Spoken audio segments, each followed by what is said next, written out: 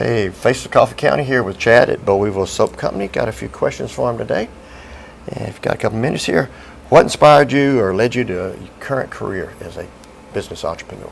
Well, my wife and I have been customers of Boll Weevil Soap Company for a long time, and I think it's no secret that we acquired this from the previous owner, Miss Rosemary Howell. Miss Rosemary had decided that she needed some time to spend with the grandkids, so we kind of stepped in. We had been customers of her for a while, and I was retiring from Verizon. And we had already fallen in love with the store and the product, and this just seemed like a natural transition. And I had 25 years worth of retail experience in wireless, so this kind of was a natural fit, and we definitely made the right decision. Oh yeah, great reputation here. Okay, what's your favorite restaurant in Coffee County, and what do you love there? Your favorite dish? Favorite restaurant. Now There's this is going to be tough. I have a lot of restaurant friends, so this is a hard one, but I'm going to have to give the nod to Corks and Cattle. Okay. Anyhow, Corks and Cattle is fantastic. I am, and not just their restaurant, but their butcher shop. I am a horrible griller, and I will embarrass myself with a good piece of meat and just burn it to a crisp. And Mr. Allen prepares my steak for me and seasons it and gives me the idiot-proof instructions so I can't mess it up on the outside. So when we grill and we're camping, Mr. Allen makes me look really good. So definitely Corks. Yeah, I've heard a lot of good stuff about their steaks back there.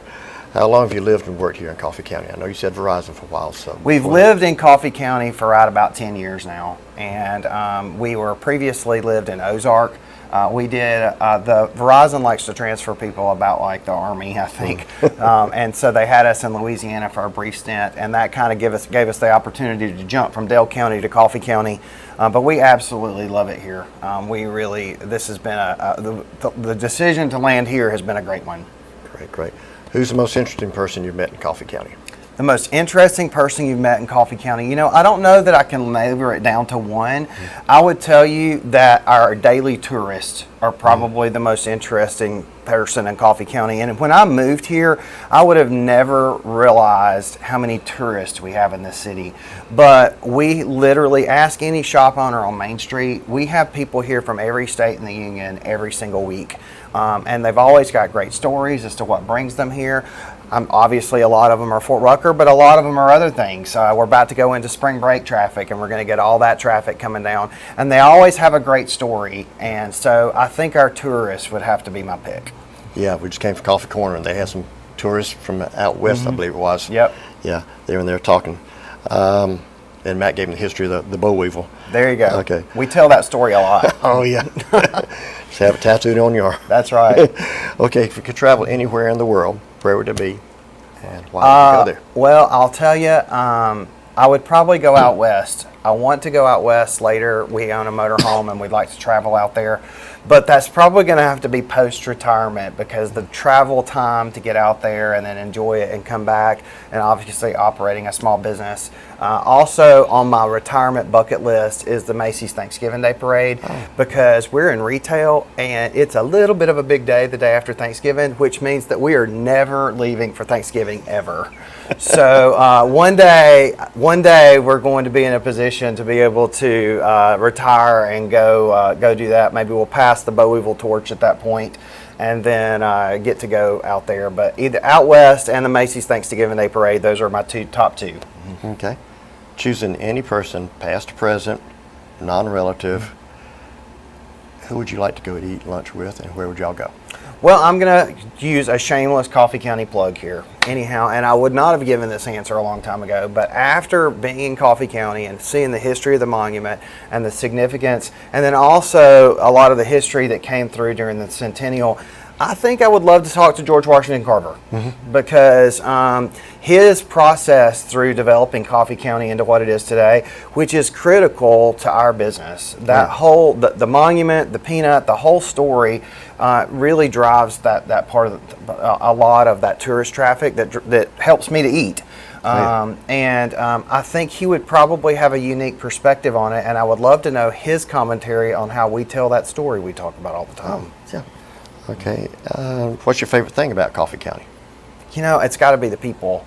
During the COVID especially, I think the single scariest day for me in my adult life was the day they announced the retail shutdown during the COVID.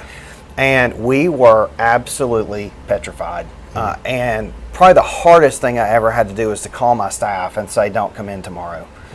Fortunately, that didn't last very long, but we operated the curbside pickup. We started the delivery services, and the folks in Coffee County just reached out, and it was amazing. We certainly didn't set any sales records during that time, but we're still here. Yeah. And we can only account that to the folks in Coffee County shopping local.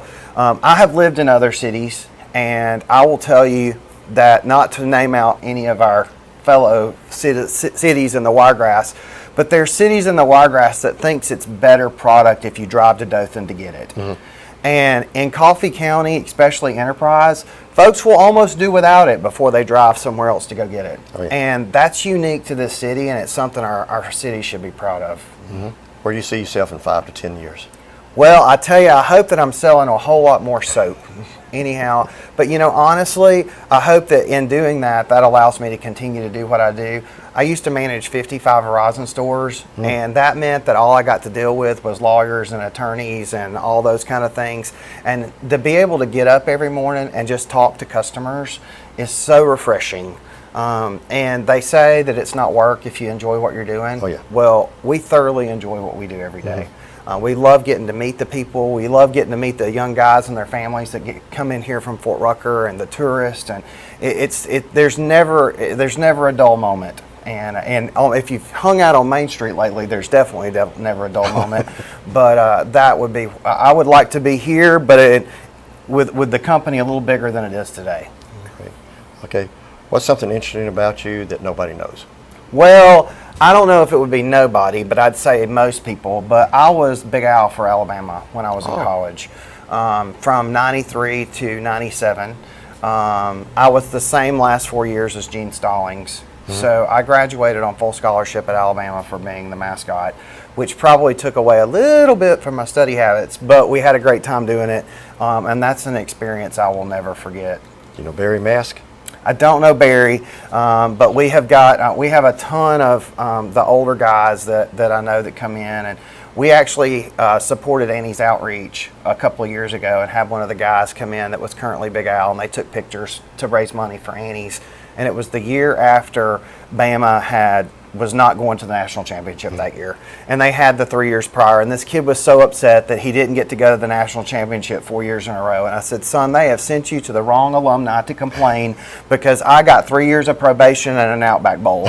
So you're complaining to the wrong guy.